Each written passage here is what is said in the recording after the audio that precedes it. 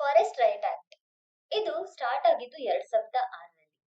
2006 ಇಂದ ಇಲ್ಲಿಗೆ 19 ವರ್ಷ ಆಯ್ತು. 19 ವರ್ಷದಿಂದ ಇದು ವರ್ಕ್ ಆಗ್ತಾನೆ ಬಂದಿದೆ.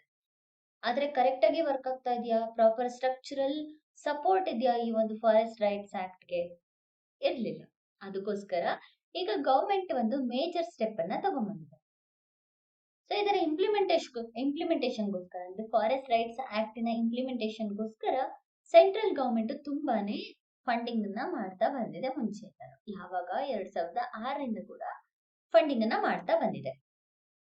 ಈ ಆಕ್ಟ್ ನ ಯಾಕೆ ಎಸ್ಟಾಬ್ಲಿಷ್ ಮಾಡಿದ್ರು? ಮುಖ್ಯ ಉದ್ದೇಶ ಏನು ಅಂತ ಹೇಳಿದ್ರೆ, ಶೆಡ್ಯೂಲ್ಡ್ ಟ್ರೈಬ್ಸ್ ಗಳು ಮತ್ತೆ ಫಾರೆಸ್ಟ್ ಗೆ ಅವರ ಫಾರೆಸ್ಟ್ ರೈಟ್ಸ್ ಗಳನ್ನ ಕೊಡಬೇಕು. ಅವರ ಫಾರೆಸ್ಟ್ ರೈಟ್ ನ ಕ್ಲೈಮ್ ಮಾಡುವಂತಹ ಅಧಿಕಾರವನ್ನ ಕೊಡಬೇಕು ಅಂತ ಹೇಳ್ಬಿಟ್ಟು ಫಾರೆಸ್ಟ್ ರೈಟ್ ಆಕ್ಟ್ ಅನ್ನ ಎಸ್ಟಾಬ್ಲಿಷ್ ಮಾಡಲಾಗುತ್ತೆ.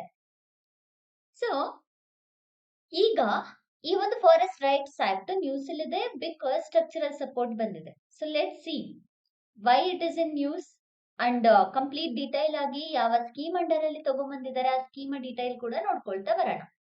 Welcome to our news navigator programme.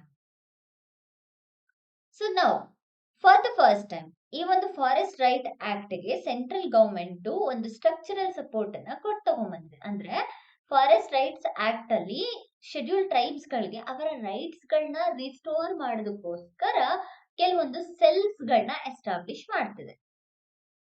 So ಇದು ಫಾರೆಸ್ಟ್ ರೈಟ್ ಆಕ್ಟ್ ಗೆ ಇಷ್ಟು ದಿನ ಲ್ಯಾಕ್ ಇದ್ದಂತಹ ಸ್ಟ್ರಕ್ಚರಲ್ ಸಪೋರ್ಟ್ ನ ಕೊಡುವಂತಹ ಒಂದು ಮೇಜರ್ ಇನಿಷಿಯೇಟಿವ್ ಆಗಿದೆ. ಇದನ್ನ ministry of tribal affairs, so ಇಲ್ಲಿ ನೋಡ್ಬೋದಾಗತ್ತೆ ನೀವು, ministry of tribal affairs under ಅಲ್ಲಿ ದಾತ್ರಿ, ಇಲ್ಲಿ DAJGUA ಅಂತ ಇದೆಯಲ್ವಾ, ಅದನ್ನ ದಾತ್ರಿ ಅಬಾ ಜನಜಾತಿಯ ಗ್ರಾಮ ಉತ್ಕರ್ಷ ಅಭಿಯಾನ್ ಅಂತ ಹೇಳ್ಬಿಟ್ಟು ಕರೀತಾರೆ. ಈ ಒಂದು ಯೋಜನೆಯ ಅಡಿಯಲ್ಲಿ ತಗೊಂಡ್ಬರ್ತಾ ಇರುವಂತಹ ಪ್ರೋಗ್ರಾಮ್ ಇದಾಗಿದೆ. ಒಟ್ಟು 300 ಡಿಸ್ಟ್ರಿಕ್ಟ್ ಗಳು ಮತ್ತೆ ಸ್ಟೇಟ್ ಲೆವೆಲ್ ಅಲ್ಲಿ ಫಾರೆಸ್ಟ್ ರೈಟ್ಸ್ ಆಕ್ಟ್ ಗಳನ್ನ ಫಾರೆಸ್ಟ್ ರೈಟ್ ಆಕ್ಟ್ ಸೆಲ್ಸ್ ಗಳನ್ನ ಭಾರತದಾದ್ಯಂತ ಎಸ್ಟಾಬ್ಲಿಷ್ ಮಾಡಬೇಕು ಅನ್ನುವಂತಹ ಗುರಿಯನ್ನ ಇದು ಹೊಂದಿದೆ. ಈ ಒಂದು ಸೆಲ್ ಗಳ ಮುಖಾಂತರ ಶೆಡ್ಯೂಲ್ಡ್ ಟ್ರೈಬ್ಸ್ ಗಳಿಗೆ ಮತ್ತೆ ಟ್ರೆಡಿಷನಲ್ ಫಾರೆಸ್ಟ್ ಡ್ವೆಲ್ಲರ್ಸ್ ಗೆ ಅವರ ಲೀಗಲ್ ರೈಟ್ಸ್ ನ specially focus on legal rights over forest land and resources. ಅಂದ್ರೆ ಅಲ್ಲಿ ಸುತ್ತಮುತ್ತ ಇರುವಂತಹ ಶೆಡ್ಯೂಲ್ಡ್ ಟ್ರೈಬ್ಸ್ ಗಳಿಗೆ ಮತ್ತೆ ಫಾರೆಸ್ಟ್ ಡ್ವೆಲ್ಲರ್ಸ್ ಗಳಿಗೆ ಅವರ ಒಂದು ರೈಟ್ಸ್ ಗಳನ್ನ ಮತ್ತೆ ರಿಸ್ಟೋರ್ ಮಾಡಬೇಕು ಲೀಗಲಿ ಅಂತ ಹೇಳ್ಬಿಟ್ಟು ಈ ಒಂದು ಸೆಲ್ ಗಳನ್ನ ಎಸ್ಟಾಬ್ಲಿಷ್ ಮಾಡಲಾಗ್ತಿದೆ. ಇನ್ನು ಫಾರೆಸ್ಟ್ ರೈಟ್ಸ್ ಆಕ್ಟ್ 2006, ಈ ಆಕ್ಟ್ ನ ಅಫಿಷಿಯಲ್ ನೇಮ್ ಏನು ಅಂತ ಹೇಳಿದ್ರೆ scheduled tribes and other traditional forest dwellers recognition of forest rights act ಅಂತ ಹೇಳ್ಬಿಟ್ಟು ಇದನ್ನ ಕರೆಯಲಾಗುತ್ತೆ. ಇದರಲ್ಲಿ ನಾವು ಕೆಲವು ರೈಟ್ಸ್ ಗಳನ್ನ ನೋಡ್ಬೋದಾಗತ್ತೆ. ಯಾವ ಕೆಲವು ರೈಟ್ಸ್ ಗಳು ಅಂತ ಹೇಳಿದ್ರೆ, ಮೊದಲಿಗೆ ಇಂಡಿವಿಜುವಲ್ ರೈಟ್ಸ್, ಅಂದ್ರೆ ಅಲ್ಲಿ ಇರುವಂತಹ ಲ್ಯಾಂಡಿನ ಓನರ್ಶಿಪ್ಪಿನ ರೈಟ್ಸ್ ಆಗಿರ್ಬೋದು, ಅಥವಾ ಆಕ್ಸೆಸ್ ಟು ಫಾರೆಸ್ಟ್ ಲ್ಯಾಂಡ್ ಅಥವಾ ಕಲ್ಟಿವೇಶನ್, ಹ್ಯಾಬಿಟೇಷನ್, ಇದನ್ನ ನಾವು ಇಂಡಿವಿಜುವಲ್ ರೈಟ್ಸ್ ಅಂತ ಹೇಳ್ಬಿಟ್ಟು ಕರಿತೀವಿ.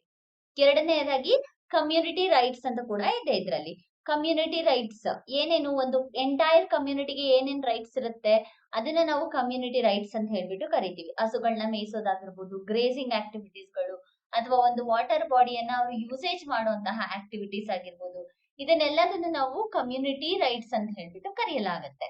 ನಂತರ ಮೈನರ್ ಫಾರೆಸ್ಟ್ ಪ್ರೊಡ್ಯೂಸ್ ಯೂಸೇಜ್ ಮತ್ತೆ ಮ್ಯಾನೇಜ್ಮೆಂಟ್ ಮತ್ತೆ conservation of forest by local community, ಇದೆಲ್ಲ ಕಮ್ಯುನಿಟಿ ರೈಟ್ಸ್ ಗಳು. ಮೂರನೆಯ ರೈಟ್ಸ್ ಯಾವುದು ಅಂತ ಹೇಳಿದ್ರೆ community forest resource rights, that is right to protect, regenerate and manage forest sustainably. Usage ಮಾತ್ರ ಮಾಡೋದಲ್ಲ, ಆ ಫಾರೆಸ್ಟ್ ಅನ್ನ ರೀಜನರೇಟ್ ಮಾಡಿ ಸಸ್ಟೈನಬಲ್ ಯೂಸೇಜ್ ಅನ್ನ ಪ್ರಾಕ್ಟೀಸ್ ಮಾಡಬೇಕು. ಇದು ಈ ಒಂದು ಆಕ್ಟಿನಲ್ಲಿ ಇರುವಂತಹ 3 ರೈಟ್ಸ್ ಗಳನ್ನ ನಾವು ನೋಡ್ಬೋದಾಗತ್ತೆ. ನಂತರ ಗ್ರಾಮ ಸಭಾ, ಇಲ್ಲಿ ನೋಡ್ಬೋದು, ಇಲ್ಲಿ ನಾವು ನೋಡ್ಕೊಂಡ್ರೆ ಗ್ರಾಮ ಸಭಾಕ್ಕೆ ಸಪರೇಟ್ ಆದಂತಹ ಕಮಿಟಿ ಇದೆ. ಗ್ರಾಸ್ ರೂಟ್ ಲೆವೆಲ್ ಅಲ್ಲಿ ನಾವು ಗ್ರಾಮ ಸಭಾವನ್ನ ನೋಡ್ಬೋದಾಗುತ್ತೆ, ಅಂದ್ರೆ ಗ್ರಾಮ ಪಂಚಾಯಿತಿಯ ಲೆವೆಲ್ ಅಲ್ಲಿ, ಕರೆಕ್ಟ್ ಅಲ್ವಾ? ಸೊ ಗ್ರಾಮ ಸಭಾ having a major role in the forest right act in determining the rights of the individual and communities. ಒಂದು ಕಮ್ಯುನಿಟಿಯ ರೈಟ್ಸ್ ಆಗಿರ್ಬೋದು ಅಥವಾ ಇಂಡಿವಿಜುವಲ್ ರೈಟ್ಸ್ ಗಳನ್ನ ರೆಕಗ್ನೈಸ್ ಮಾಡೋದಕ್ಕೆ ಮೇಜರ್ ಸ್ಟೆಪ್ ನ ಯಾರು ತಗೊಂತಾರೆ ಅಂತ ಹೇಳಿದ್ರೆ ಗ್ರಾಮ ಸಭಾ ತಗೊಳ್ಳುತ್ತೆ. ಬರೀ ಇಷ್ಟೇ ಅಲ್ಲ, ಈ ಗ್ರಾಮ ಸಭಾ ಏನಿದೆ ಅಲ್ವಾ, ಇದರ ಕಮಿಟಿಯನ್ನ ಕೂಡ ನಾವು ನೋಡ್ಬೋದಾಗತ್ತೆ.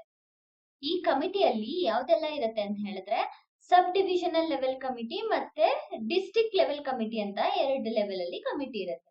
ಹಾಗೆಯೇ ಫಾರೆಸ್ಟ್ ರೈಟ್ ಆಕ್ಟ್ ಗಳು ಯಾವ ರೀತಿ ವರ್ಕ್ ಆಗುತ್ತೆ ಅಂತ ಹೇಳಿದ್ರೆ, central level just implementing body ಆಗಿರುತ್ತೆ ಅಥವಾ ಜಸ್ಟ್ ಅಡ್ವೈಸರಿ ಸಪೋರ್ಟ್ ಅನ್ನ ಕೊಡ್ತಿರುತ್ತೆ. ಅದೇ ನಮ್ಗೆ ಸ್ಟೇಟ್ ಗವರ್ಮೆಂಟ್ ಮತ್ತೆ ಯೂನಿಯನ್ ಟೆರಿಟರೀಸ್ ಎರಡು ಕೂಡ ಇಂಪ್ಲಿಮೆಂಟಿಂಗ್ ಬಾಡಿ ಆಗಿ ಆಕ್ಟ್ ಆಗ್ತಾ ಇರುತ್ತೆ. ಅಂದ್ರೆ ಎಂಟೈರ್ ಪವರ್ ಬಂದ್ಬಿಟ್ಟು ಸ್ಟೇಟ್ ಗವರ್ಮೆಂಟ್ ಮತ್ತೆ ಯೂನಿಯನ್ ಟೆರಿಟರೀಸ್ ಮೇಲೆ ಇರುತ್ತೆ. ನಂತರ ಫಾರೆಸ್ಟ್ ರೈಟ್ಸ್ ಆಕ್ಟಿನ ಲಿಮಿಟೇಷನ್ಸ್ ಏನು? ರೆಗ್ಯುಲರ್ ಆಗಿ ಗ್ರಾಮ ಸಭಾ ನಡೀತಾ ಇದ್ರು ಕೂಡ ರೆಗ್ಯುಲರ್ ಆಗಿ ಯಾವುದೇ ರೀತಿಯಾದಂತಹ ಮೀಟಿಂಗ್ಸ್ ಗಳು ನಡೀತಾ ಇರಲ್ಲ. ಹಾಗೆಯೇ rights of the forest dwellers ಅಥವಾ rights of the scheduled tribes ಅವರ ರೈಟ್ಸ್ ಬಗ್ಗೆ ಕೂಡ ಡಿಸ್ಕಷನ್ಸ್ ಪ್ರಾಪರ್ ಆಗಿ ಆಗ್ತಿರಲ್ಲ. ಅಂಡ್ ಕಮಿಟಿ ಕೋಆರ್ಡಿನೇಷನ್ ಇರಲ್ಲ, ಫೀಲ್ಡ್ ಲೆವೆಲ್ ಮೆಕ್ಯಾನಿಸಮ್ಸ್ ಇರಲ್ಲ, ಅಂಡ್ ಡಾಕ್ಯುಮೆಂಟೇಶನ್ ಪ್ರಾಬ್ಲಮ್ಸ್ ಇದೆ. ಇದೆಲ್ಲ ಫಾರೆಸ್ಟ್ ರೈಟ್ ಆಕ್ಟ್ಸ್ ಈಗ ಪಡ್ತಿರುವಂತಹ ಲಿಮಿಟೇಷನ್ಸ್ ಆಗಿದೆ. ಸೊ ಇವಾಗ new forest rights act self ಅನ್ನ ಸ್ಕೀಮ್ ಅಂಡರ್ ಅಲ್ಲಿ ತಗೋಬರಲಾಗಿದೆ. ಯಾವ ಸ್ಕೀಮು ಇಲ್ಲಿ ನಾವು ನೋಡ್ಕೊಂಡ್ವಿ, ದಾತ್ರಿ ಆಬಾ ಜನಜಾತಿಯ ಗ್ರಾಮ ಉತ್ಕರ್ಷ ಅಭಿಯಾನ, ಕರೆಕ್ಟ್ ಅಲ್ವಾ? ಈ ಒಂದು ಸ್ಕೀಮ್ ನ ಅಡಿಯಲ್ಲಿ ತರಲಾಗಿದೆ. ಈ ಒಂದು ಸ್ಕೀಮ್ ನ 2024ರಲ್ಲಿ ಲಾಂಚ್ ಮಾಡಲಾಗಿತ್ತು. ಸೊ ವೈ ದೀಸ್ ಸೆಲ್ಸ್, ಯಾತಕ್ಕೋಸ್ಕರ ಈ ಸೆಲ್ಸ್ ಗಳನ್ನ ತಗೊಂಡ್ ಬರ್ತಾ ಇದ್ದಾರೆ, ಏನ್ ಯೂಸ್ ಸೆಲ್ಸ್ ಗಳನ್ನ ತಗೊಂಡ್ ಬರ್ತಾ ಇರೋದ್ರಿಂದ ಅಂತ ಹೇಳ್ಬಿಟ್ಟು ನೋಡ್ಕೊಳ್ಳೋಣ. ಸೊ ಯಾತಕ್ಕೋಸ್ಕರ ಈ ಸೆಲ್ ಬೇಕು ಅಂತ ಹೇಳಿದ್ರೆ, ಮೊದಲಿಗೆ ಗ್ರಾಮ ಸಭಾ ಮೇಜರ್ ಬಾಡಿ, ಕರೆಕ್ಟ್, ನಾವು ಆಲ್ರೆಡಿ ನೋಡ್ಕೊಂಡ್ವಿ ಗ್ರಾಮ ಸಭಾ ಮೇಜರ್ ಬಾಡಿ ಅಲ್ವಾ? ಸೊ ಗ್ರಾಮ ಸಭಾಗೆ ರೈಟ್ ಕ್ಲೈಮ್ಸ್ ನ ಡಾಕ್ಯುಮೆಂಟ್ ಮಾಡೋಕೆ ಹೆಲ್ಪ್ ಮಾಡೋದಕ್ಕೋಸ್ಕರ ಈ ಒಂದು ಸೆಲ್ಸ್ ಗಳನ್ನ ತಗೊಂಡ್ಬರ್ತಾ ಇದ್ದಾರೆ. ಎರಡನೇದಾಗಿ ನೆಸೆಸರಿ ಎವಿಡೆನ್ಸ್ ಮತ್ತೆ ರೆಸಲ್ಯೂಷನ್ಸ್ ಗೆ ಹೆಲ್ಪ್ ಮಾಡೋದಕ್ಕೋಸ್ಕರ ಈ ಒಂದು ಸೆಲ್ ನ ತಗೊಂಡ್ಬರ್ತಾ ಇದ್ದಾರೆ. ಲ್ಯಾಂಡ್ ರೆಕಾರ್ಡ್ಸ್ ಗಳನ್ನ ಡಿಜಿಟೈಸ್ ಮಾಡೋದಕ್ಕೆ ಮತ್ತೆ ಶೆಡ್ಯೂಲ್ಡ್ ಟ್ರೈಬ್ಸ್ ಗಳ ಲೋಕಲ್ ನಾಲೆಡ್ಜ್ ಏನಿದೆ ಅದನ್ನ ಟ್ರ್ಯಾಕ್ ಮಾಡೋದಕ್ಕೆ ಮತ್ತೆ ಅವರ ರೈಟ್ಸ್ ಗಳನ್ನ ಅವರಿಗೆ ಕೊಡೋದಕ್ಕೋಸ್ಕರ ಈ ಒಂದು ಸೆಲ್ಸ್ ಗಳು ಸಪೋರ್ಟ್ ಮಾಡುತ್ತೆ. ಅದಕ್ಕೋಸ್ಕರ ಗವರ್ಮೆಂಟ್ ಇವಾಗ ಫಾರೆಸ್ಟ್ ರೈಟ್ಸ್ ಆಕ್ಟಿನ ಅಡಿಯಲ್ಲಿ ಈ ಒಂದು ಸೆಲ್ಸ್ ಗಳನ್ನ ಎಸ್ಟಾಬ್ಲಿಷ್ ಮಾಡ್ತಿದೆ. So at present total 324 forest right act cells ಗಳನ್ನ 18 ಡಿಸ್ಟ್ರಿಕ್ಟ್ ಗಳು ಮತ್ತೆ 18 ಸ್ಟೇಟ್ಸ್ ಮತ್ತೆ ಯೂನಿಯನ್ ಟೆರಿಟರೀಸ್ ಅಲ್ಲಿ ಅಪ್ರೂವ್ ಮಾಡಲಾಗಿದೆ. ಇದಕ್ಕೆ ಫಂಡಿಂಗ್ ಮಾಡೋಕೆ ಅಂತ ಸೆಂಟ್ರಲ್ ಗವರ್ಮೆಂಟ್ ಯಾವ್ದ್ರ ಥ್ರೂ ಫಂಡಿಂಗ್ ಮಾಡುತ್ತೆ ಅಂತ ಹೇಳಿದ್ರೆ, ಗ್ರಾಂಟ್ ಇನ್ ಐಡ್ ಜನರಲ್ ರೂಟ್ ಅಂತ ಹೇಳ್ಬಿಟ್ಟು ಇದರ ಥ್ರೂ ಈ ಒಂದು ಸೆಲ್ಸ್ ಗಳನ್ನ ಇಂಪ್ಲಿಮೆಂಟ್ ಮಾಡೋದಕ್ಕೋಸ್ಕರ ಫಂಡಿಂಗ್ ಅನ್ನ ಸೆಂಟ್ರಲ್ ಗವರ್ಮೆಂಟ್ ಮಾಡ್ತಾ ಇದೆ. ಸೊ ಇಲ್ಲಿ ಲೀಡಿಂಗ್ ಈಗ ಏನ್ ಸ್ಯಾಂಕ್ಷನ್ ಆಗಿದೆ ಅಲ್ವಾ, ಇದರಲ್ಲಿ ಲೀಡಿಂಗ್ ಯಾವ್ಯಾವ ಸ್ಟೇಟ್ಸ್ ಅಂತ ಹೇಳಿದ್ರೆ, ಮಧ್ಯಪ್ರದೇಶ ಇದರಲ್ಲಿ 55 ಸೆಲ್ಸ್ ಗಳನ್ನ ಎಸ್ಟಾಬ್ಲಿಷ್ ಮಾಡ್ಬೇಕು ಅಂತ ಇದ್ದಾರೆ. ಹಾಗೆಯೇ ಛತ್ತೀಸ್ಗಢ ಒಟ್ಟು 30 ಸೆಲ್ಸ್ ಗಳು, ನೆಕ್ಸ್ಟ್ ತೆಲಂಗಾಣ ಇದರಲ್ಲಿ 29 ಸೆಲ್ಸ್ ಗಳನ್ನ ಎಸ್ಟಾಬ್ಲಿಷ್ ಮಾಡ್ಬೇಕು ಅಂತ ಹೇಳ್ಬಿಟ್ಟು ಇನಿಷಿಯೇಟಿವ್ ನ ತರಲಾಗಿದೆ. ಸೊ ಈ ಆಪರೇಷನ್ಸ್ ಏನಾದ್ರು ಕಂಪ್ಲೀಟ್ ಆಯ್ತು ಅಂತ ಹೇಳಿದ್ರೆ ಪಾಸಿಟಿವ್ ಕೂಡ ಇರುತ್ತೆ, ನೆಗೆಟಿವ್ ಕೂಡ ಇರುತ್ತೆ. ಡಿಸ್ಟ್ರಿಕ್ಟ್ ಲೆವೆಲ್ ಮತ್ತೆ ಲೋಕಲ್ ಲೆವೆಲ್ ಎರಡರಲ್ಲೂ ಕೂಡ, ಡಿಸ್ಟ್ರಿಕ್ಟ್ ಮತ್ತೆ ಸ್ಟೇಟ್ ಲೆವೆಲ್ ಎರಡಕ್ಕೂ ಕೂಡ ಬೇರೆ ಬೇರೆ ರೀತಿಯಲ್ಲಿ ಫಂಡಿಂಗ್ ಅನ್ನ ಮಾಡ್ತಾ ಇದ್ದಾರೆ.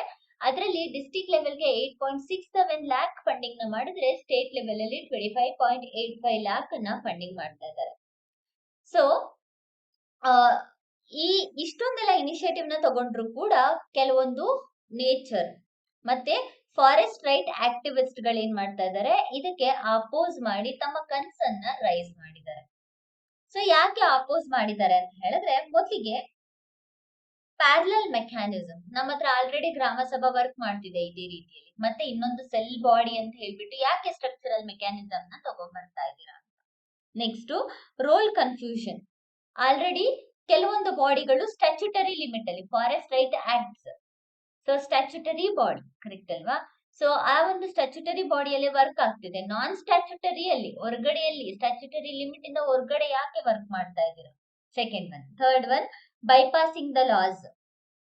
ಕೆಲವೊಂದು ಗ್ರಾಮ ಸಭಾ ಗ್ರೌಂಡ್ ಲೆವೆಲ್ ಅಲ್ಲಿ ವರ್ಕ್ ಮಾಡೋದ್ರಿಂದ ಗ್ರೌಂಡ್ ಲೆವೆಲ್ ಡೆಮೋಕ್ರಸಿ ಬಗ್ಗೆ, ಗ್ರೌಂಡ್ ಲೆವೆಲ್ ಏನ್ ನಡೀತಿದೆ ಅಂತ ಹೇಳ್ಬಿಟ್ಟು ಗ್ರಾಮ ಸಭೆಗೆ ಗೊತ್ತಿರುತ್ತೆ.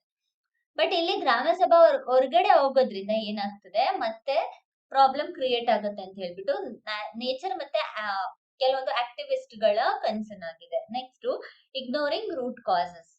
So root cause forest department ಇದೆಲ್ಲದನ್ನು ಕೂಡ ಇಗ್ನೋರ್ ಮಾಡ್ತಾ ಇದೀವಿ ಅಂತ ಹೇಳ್ಬಿಟ್ಟು ಹೇಳಲಾಗ್ತದೆ.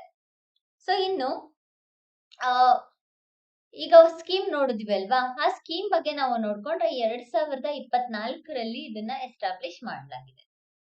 Integrate 25 tribal welfare initiative across 17 ministries to uplift over 68,000 tribal majority villages. ಅಂದ್ರೆ 68,000 ಟ್ರೈಬಲ್ ಮೆಜಾರಿಟಿ ವಿಲೇಜಸ್ ಗಳನ್ನ ಅಪ್ಲಿಫ್ಟ್ ಮಾಡ್ಬೇಕು ಅಂತ ಹೇಳ್ಬಿಟ್ಟು ಈ ಒಂದು ಸ್ಕೀಮ್ ಅನ್ನ ತಗೊಬಂದಿರೋದು. ಇದರ ಮುಖ್ಯ ಉದ್ದೇಶ ಅದಾಗಿದೆ. ಇನ್ನು ದಾತ್ರಿ ಹಬ್ಬ ಜನಜಾತಿಯ ಗ್ರಾಮ ಉತ್ಕರ್ಷ ಅಭಿಯಾನ, ಇದನ್ನ ಒರಿಜಿನಲ್ ಆಗಿ ಏನ್ ಕರಿತಾ ಇದ್ದು ಅಂತ ಹೇಳಿದ್ರೆ ಪ್ರಧಾನ ಮಂತ್ರಿ ಜನಜಾತಿಯ ಉನ್ನತ ಗ್ರಾಮ ಅಭಿಯಾನ್ ಅಂತ ಹೇಳ್ಬಿಟ್ಟು ಕರೆಯಲಾಗ್ತಿತ್ತು. ನೆಕ್ಸ್ಟ್ ದಾತ್ರಿ ಹಬ್ಬ ಅಂತ ಹೇಳಿದ್ರೆ ಏನು ಅಂತ ಹೇಳಿದ್ರೆ ಟ್ರೈಬಲ್ ಇದರಲ್ಲ ಬಿರ್ಸಾ ಟ್ರೈಬ್, ಅದರಲ್ಲಿ ಬಿರ್ಸಾ ಮುಂಡಾ ಅನ್ನೋದು ಅರ್ಥ ದಾತ್ರಿ ಹಬ್ಬ ಅಂತ ಹೇಳ್ಬಿಟ್ಟು ಅದಕ್ಕೆ ಸಮನಾದಂತಹ ಅರ್ಥ ಇದು ಹೊಂದಿದೆ ಅಂತ ಹೇಳ್ಬಿಟ್ಟು ಹೇಳಲಾಗುತ್ತೆ. ಈ ಸ್ಕೀಮ್ ನ ಮೂಲಕ ಸೋಷಿಯಲ್ ಇನ್ಫ್ರಾಸ್ಟ್ರಕ್ಚರ್, ಹೆಲ್ತ್, ಎಜುಕೇಶನ್ ಮತ್ತೆ ಲಿವ್ಲಿಹುಡ್ ಇದನ್ನೆಲ್ಲ ಅಡ್ರೆಸ್ ಮಾಡೋದಕ್ಕೆ ಮತ್ತೆ ಇಂಪ್ಲಿಮೆಂಟೇಶನ್ ಮಾಡೋದಕ್ಕೆ ಈ ಒಂದು ಸ್ಕೀಮ್ ನ ಮೂಲಕ ಸೆಂಟ್ರಲ್ ಗವರ್ಮೆಂಟ್ ಮತ್ತೆ state government forest right act ಅನ್ನ ಪ್ರೊಟೆಕ್ಟ್ ಮಾಡೋದಕ್ಕೆ ಅಥವಾ ಶೆಡ್ಯೂಲ್ ಟ್ರೈಬ್ಸ್ ಗಳನ್ನ ಮತ್ತೆ ಅವರ ರೈಟ್ಸ್ ಏನಿದೆ ಅವರಿಗೆ ಕೊಡೋದಕ್ಕೋಸ್ಕರ ವರ್ಕ್ ಮಾಡ್ತಾ ಇದೆ. ಇದು ಈ ಒಂದು ಸ್ಕೀಮ್ ನ ಮೇಲಿನ ಡೀಟೈಲ್ಸ್. ಸೊ ನೆಕ್ಸ್ಟ್ ನಾವು ಡಿಸ್ಅಡ್ವಾಂಟೇಜ್ ಮಾತ್ರ ನೋಡಿದ್ವಿ, ಅಡ್ವಾಂಟೇಜ್ ಅನ್ನ ನೋಡ್ಲಿಲ್ಲ.